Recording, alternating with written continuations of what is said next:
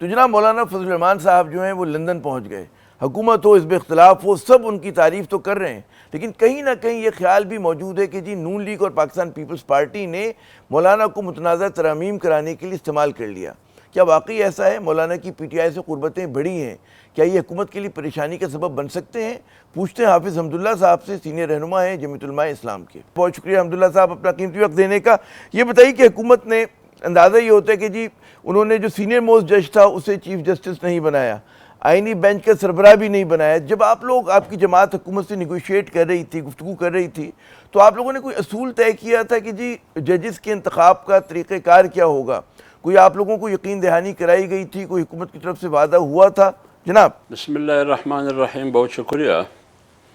دیکھیے، بنیادی طور پر تو جمعیت علماء اسلام کا اصولی موقف یہ ہے کہ ہم ججوں میں ہمارے لیے عدالت بھی محترم ہے اور ججز صاحبان بھی محترم ہیں، اور ہماری ترجیحات میں یہ نہیں ہے کہ یہ جج میرا ہے، یہ جج میرا نہیں ہے۔ پسند اور ناپسند معیار نہیں ہے ججز کے درمیان، اور جن پارٹیوں کے لیے معیار اور کرائٹیریا یہ ہو کہ میری پسند کا جج ہو تو ٹھیک، میری پسند کا نہ ہو پھر تو درست نہیں، میرا اور تیرا جج ان کا معیار اور کرائٹیریا ہے۔ لہٰذا جمعیت علماء اسلام اپنے اصولوں کے مطابق اس پر یہ فرق نہیں پڑتا تھا کہ چیف جسٹس کون بن رہا ہے کون نہیں بن رہا، لیکن اصولی موقف جمعیت علماء اسلام کی یہ تھی کہ ماضی میں جو سینیرٹی کی بنیاد پر چیف جسٹس بنتا جا رہا تھا، اس کو بنایا جا رہا تھا، اس بار اگر فرض کرے 26ویں آئینی ترمیم کے ذریعے 3 ججز کی جو سینئر ججز ہے اس کا پینل بنایا جاتا ہے، تو پھر وہ اگلے مرحلے کے لیے کرے۔ ابھی جو چیف جسٹس ایک ریٹائر ہو جاتا ہے قاضی فیاض احسان صاحب کی شکل میں، دوسرا جو چیف جسٹس آنے والا ہے اس کو ماضی کی طرح سینیرٹی کی بنیاد پر چیف جسٹس بنایا جانا چاہیے۔ اس موقع پر پیپلز پارٹی نے کے ساتھ یہ کمٹمنٹ کیا تھا کہ بالکل ایسا ہی ہوگا، لیکن جب وہاں گئے تو انہوں نے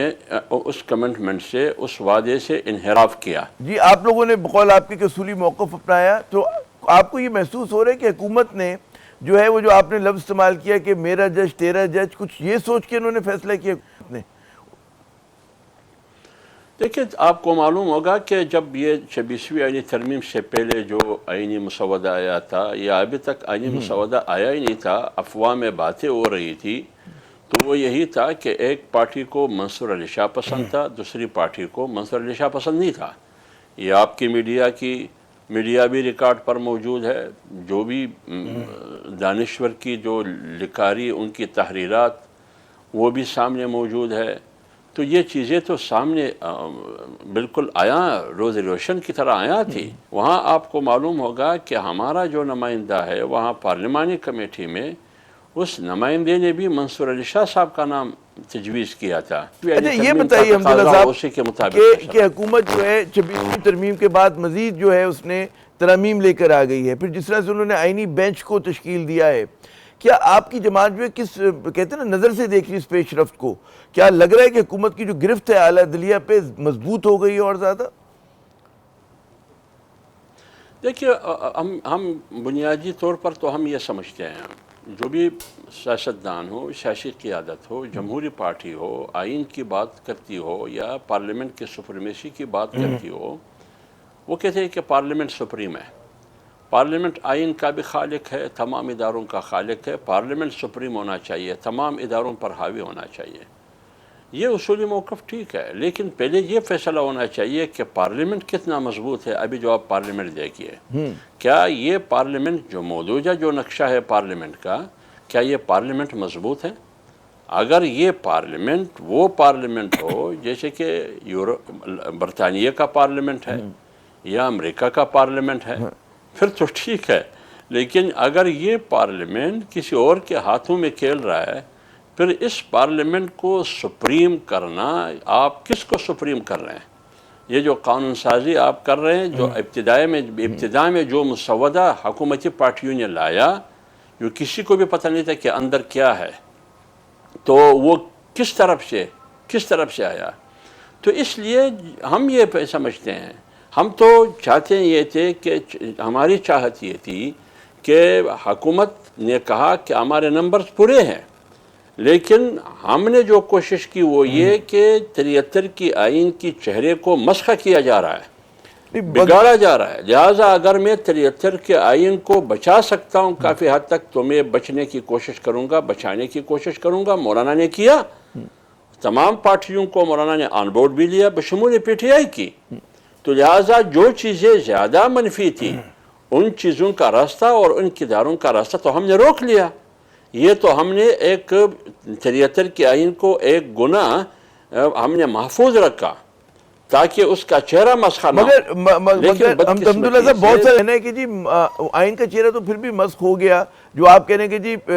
بڑی جماعتوں نے مطلب ہے کہ ان کا کسی اور کا مشن پورا کری، لیکن اجازت تو یہ بڑی جماعتیں ہی دے رہی ہیں نا کہ جو اگر کسی کے ہاتھ میں کھیل رہی ہیں تو بچے تو ہیں نہیں، اگر کھیل رہے ہیں تو کچھ سوچ سمجھ کے ہی کھیل رہے ہیں، تو مسخ تو کر دیا بقول جو اصل جی بات یہ ہے، آپ کی بات سے بات یہ ہے کہ یہاں اصول کی جنگ نہیں ہے، خاص کر وہ پارٹیاں جو اس وقت اقتدار میں ہیں وہ اقتدار کی جنگ لڑ رہے ہیں کہ میری کرسی مضبوط ہو۔ ایک پارٹی کی کوشش یہ ہے کہ میری کرسی مضبوط ہو، دوسری پارٹی کی کوشش یہ ہے جو ان کی سپورٹر ہے کہ آنے والا کل میرا ہو، اس لیے میں زیادہ وفاداری دکھاؤں گا، اور میری کرسی کی مضبوطی صاحب کی کرسی کی مضبوطی میں ہے، میری کرسی کی بقا بڑے صاحب کی کرسی کی بقا میں ہے۔ یہ سب اس کے لیے ہو رہا ہے، سب اس کے لیے ہو رہا ہے۔ اگر آپ مجھے اجازت دیں، میں خطہ کلامی کر رہا ہوں عبداللہ صاحب، ایک اگر ہم چھوٹا سا وقفہ لے لیں۔ ایک بات جی میں ایک بات عرض کر لوں وقفہ تو ویسے، اور میں جو تاریخ ہے پاکستان کا، تاریخ پاکستان کا یہ بتا رہا ہے چھوٹے صاحب نے جب بھی بڑے صاحب کو لایا تو بڑے صاحب نے چھوٹے کو مارا۔ آپ ذوالفقار علی بھٹو کی مثال بھی آپ کے سامنے، جنرل ایوب کا مثال بھی آپ کے سامنے، مشرف کی تصویر بھی آپ کے سامنے، اور جنرل باجوہ صاحب کی تصویر بھی آپ کے سامنے۔